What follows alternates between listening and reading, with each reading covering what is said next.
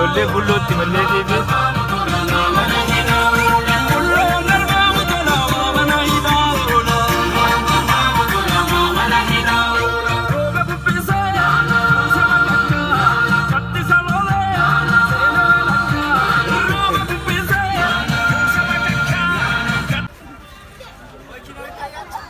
Badem.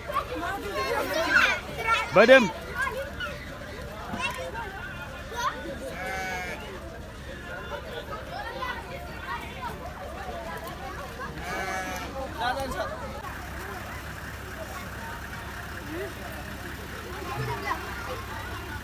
Harargee lixaa bookee xiqqoo baadiyyaa ishee keessa seennee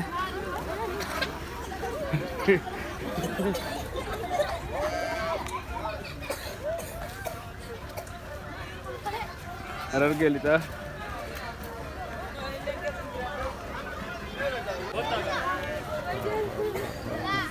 በጣም ነው የሚያምር።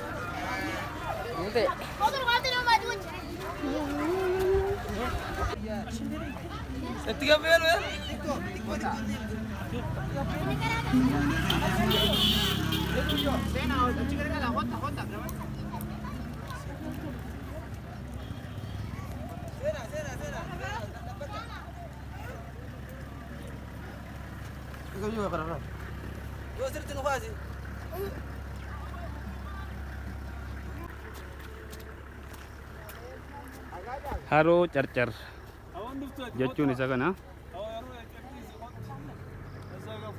akkas fakkaata haroon Carcar. Achiin ammoo odaa bultumidha. Odaan bultuma achiin achi.